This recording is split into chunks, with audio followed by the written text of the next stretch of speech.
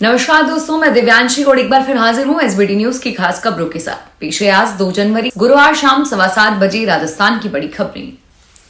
हरियाणा पंजाब के खनौरी बॉर्डर पर 38 दिन से आमरण अनशन पर बैठे किसान नेता जगजीत डल्लेवाल को लेकर सुप्रीम कोर्ट में सुनवाई हुई, जिसमें कोर्ट ने फिर पंजाब सरकार पर सख्त रुख दिखाया। कोर्ट ने कहा है कि जानबूझकर हालात बिगाड़ने की कोशिश हो रही है, हमने कभी अनशन तोड़ने को नहीं कहा। कोर्ट ने पंजाब सरकार को कहा कि आपका रवैया ही सुलह करवाने का नहीं है। कोर्ट ने सोमवार 13 जनवरी को सुनवाई तय करते हुए कहा कि हमें डल्लेवाल को अस्पताल में भर्ती कराने के आदेश की कंप्लायंस रिपोर्ट चाहिए। राजस्थान की उत्कर्ष कोचिंग एक बार फिर विवादों में है। कोचिंग के सेंटर्स पर देश भर में इनकम टैक्स ने छापेमारी की है। आज सुबह करीब 6 बजे जयपुर, जोधपुर, इंदौर, प्रयागराज सहित अधिकतर केंद्रों पर अलग अलग टीमें पहुंची। यहां क्लासेस से बच्चों को बाहर निकालकर सभी डॉक्यूमेंट्स जब्त किए गए। अधिकारियों ने सेंटर्स पर मौजूद स्टाफ के मोबाइल्स भी जब्त किए हैं।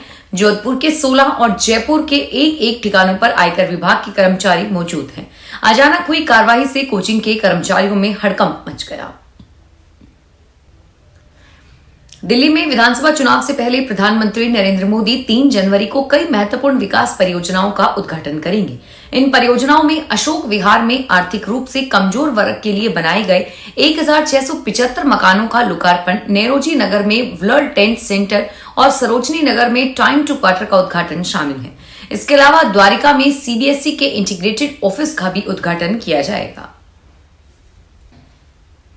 आम आदमी पार्टी के संयोजक अरविंद केजरीवाल ने दावा किया है कि केंद्र सरकार पिछले दरवाजे से दोबारा 3 कृषि कानून को लागू करने की कोशिश कर रही है।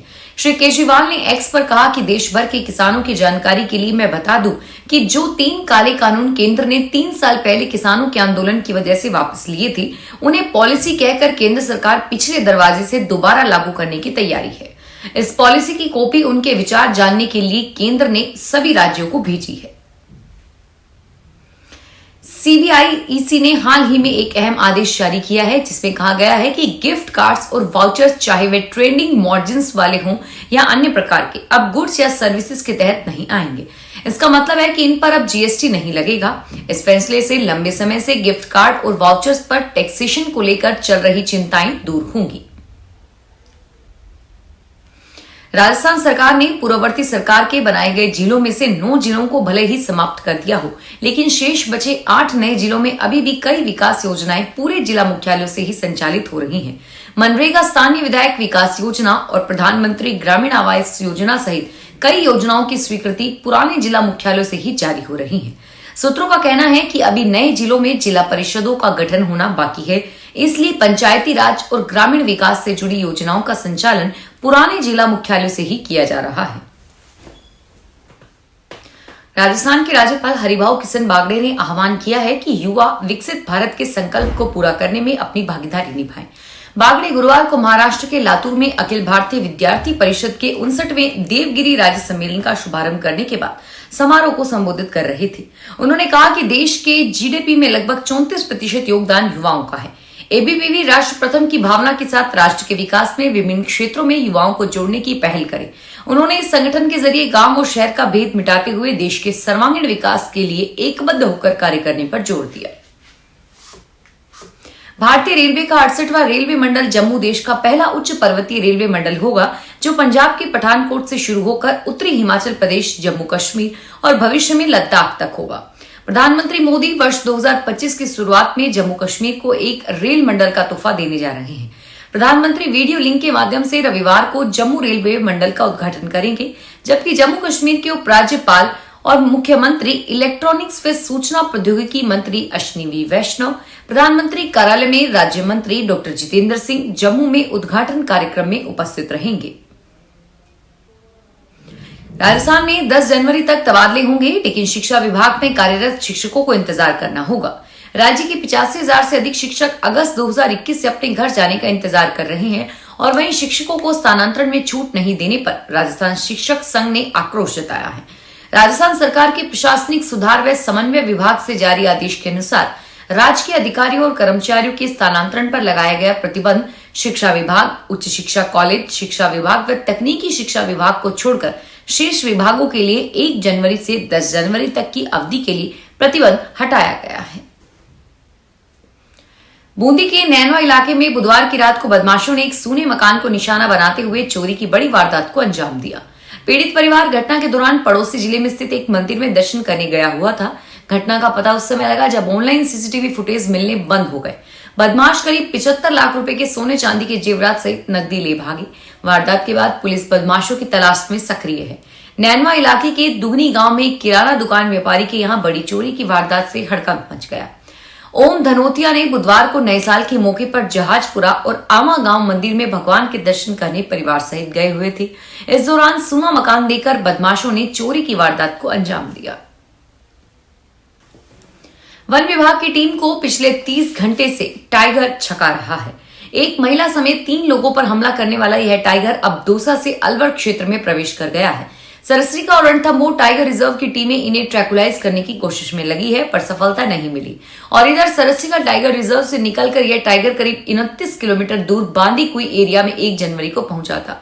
बुधवार सुबह 7:30 बजे महूखुर्द गांव में टाइगर के हमले के बाद टीमें एक्टिव हुई है। गुरुवार को टाइगर के पगमार्क अलवर जिले के करणपुरा गांव में मिले हैं। यह एरिया सरसरिका टाइगर रिजर्व से 38 किलोमीटर दूर है। उदयपुर की प्रसिद्ध फतेहसागर झील में नाव संचालन के लिए नई प्रक्रिया शुरू हो गई है। झील को पर्यावरण के अनुकूल बनाए रखने के लिए अब केवल सोलर बैटरी से संचालित नावों को अनुमति दी जाएगी। फतेहसागर झील का प्रबंध उदयपुर विकास प्राधिकरण के पास है, जबकि पिछोला झील का नगर निगम देखरेख करता है। यूडीए ने पहले फतेहसागर झील में नाव संचालन का ठेका श्रीराम जनरल मोटर्स को दिया, जिसकी अवधि 31 दिसंबर को समाप्त हो गई। और अब यूडीए नए टेंडर की तैयारी में है, जिसमें सोलर बैटरी से संचालित नावों का संचालन अनिवार्य शर्त पर होगा। ख्वाजा गरीब नवाज का 813वां उर्स शुरू हो गया है। राजनेताओं और बॉलीवुड की तरफ से आज दरगाह में चादर पेश की गई। पीएम मोदी की तरफ से केंद्रीय मंत्री किरेन रिजिजू 4 जनवरी को चादर पेश करेंगे और इससे पहले बुधवार रात को चांद दिखने पर तोप के गोले दागकर उर्स का ऐलान किया गया। शादियाने और नगाड़े बजाए गए। जायरीनों ने एक दूसरे को मुबारकबाद दी। दरगाह दीवान और सैयद जुलेल अली खान की सदारत में पहली महफिल की गई। मजार शरीफ को पहला गुस्ल दिया गया और एसीपी वंदिता राणा ने बताया कि शांति व्यवस्था बनाए रखने के लिए सभी जवानों को अलर्ट रहने के निर्देश दिए गए हैं और अलग अलग एरिया में जाब्ता तैनात किया गया है। राजस्थान में 9 जिले और 3 संभाग खत्म करने के भजनलाल सरकार के फैसले विरोध कई जगह दिख रहा है।